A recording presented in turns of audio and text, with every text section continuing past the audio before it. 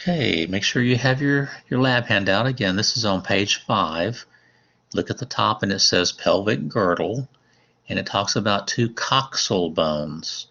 This is one of the two coxal bones that forms your hips. And it's made up of 3 bones that are fused together.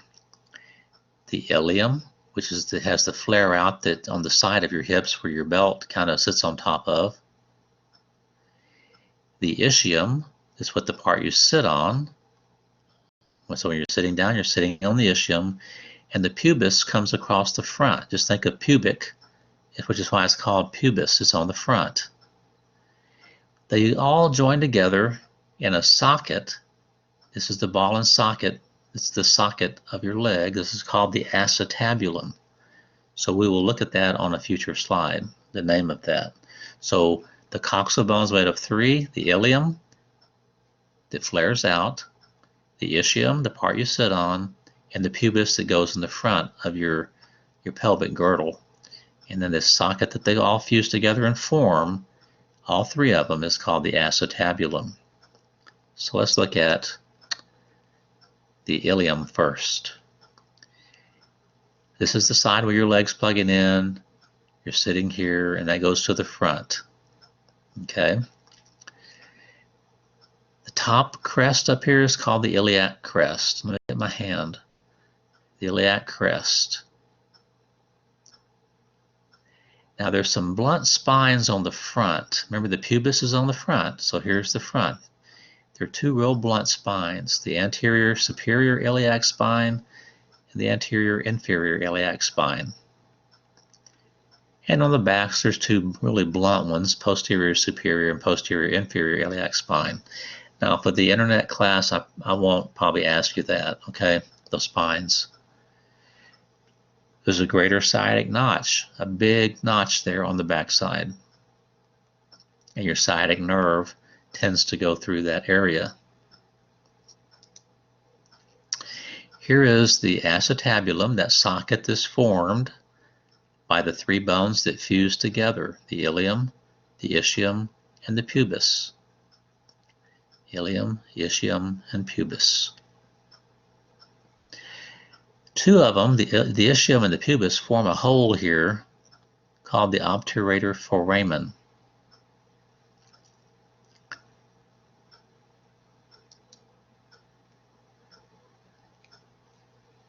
Features of the ischium. This is the part you sit on, the ischium. There's a rough part here called the ischial tuberosity, and it has a branch. The word for branch is ramus, and it goes halfway across. Halfway across. So there's not too much on here. Ischial tuberosity and the ramus of the ischium.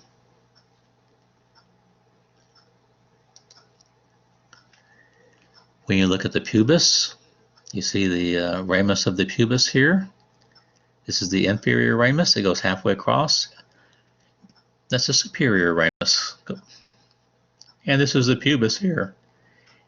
The pubic symphyseal surface is where the pubic symphysis or symphysis pubis is. It holds the 2 sides together. Let's just look at another slide here. Yeah. This is going to be kind of hard to look at. I'm probably going to go easy on this this bone for your lab test even. I probably won't even put this on there because it's just a hard bone to see without touching, okay? So let's move to the next slide. Let's talk about this arcuate line, and I'll show you the arcuate line on another one. There's a little ridge here on both the bones, so it goes all the way across to the other one. And this is called the arcuate line, or the pelvic brim.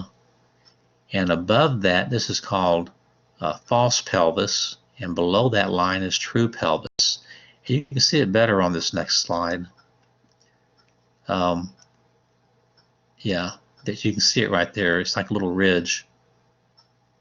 All this up here is false pelvis.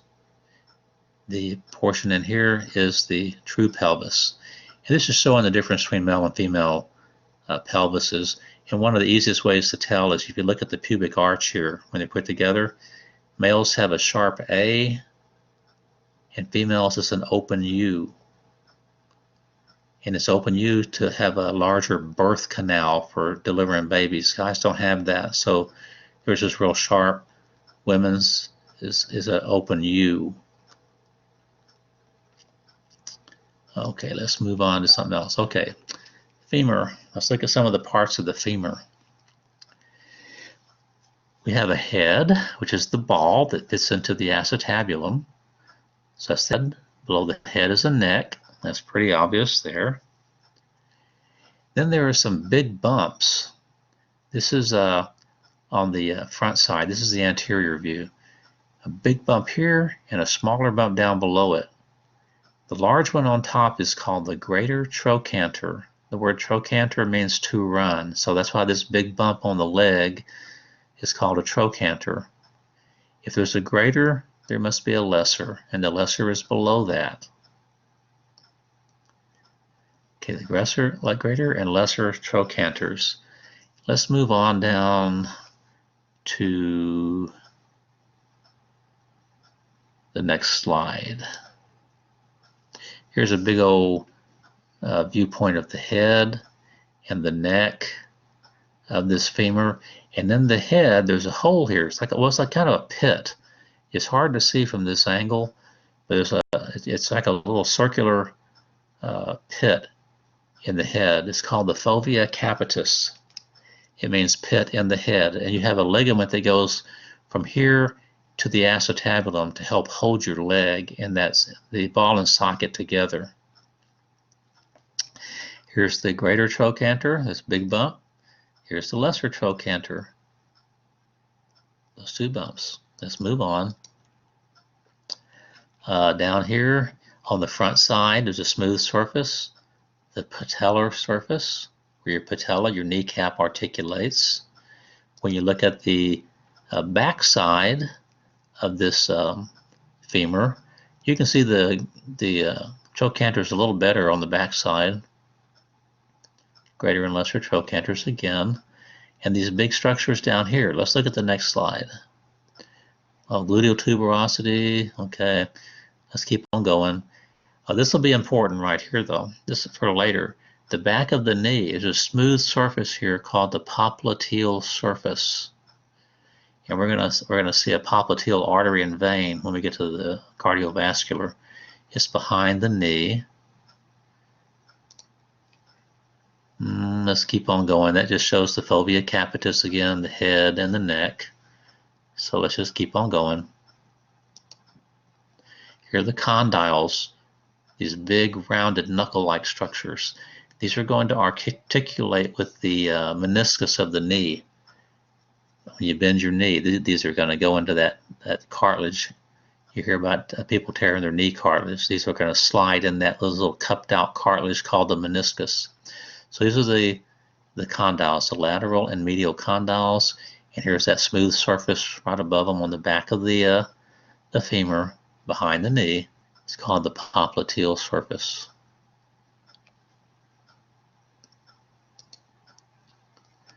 Here's your shin bone, the tibia. And on the tibia, on the very front, you have a bump. You can feel it on your own tibias. It's called the tibial tuberosity. And the muscles on top of your leg insert there, and when they contract, it raises your lower leg, causes the knee to bend, and the lower leg pops forward. So that's called the tibial tuberosity. Here's your shin, the anterior border. And then the bump on the inside of your ankle is called the medial malleolus. That's part of your tibia. That's the inside bump on your ankle. There's a close-up of your tibial tuberosity on the front. These are some structures that you need to look at. Here's the medial condyle and the lateral condyle. The condyles of the femur will be located in these spots, but you also have the meniscus is on top of this. And so the lateral condyle of the femur is going to articulate on this side, and the medial condyle of the femur is going to articulate on this side. And in between there are these little raised ridges called intercondylar eminence. And those cruciates that I talked about in lecture, this is where they're going to insert here, or come off of these little ridges and cross over the the anterior and posterior cruciates.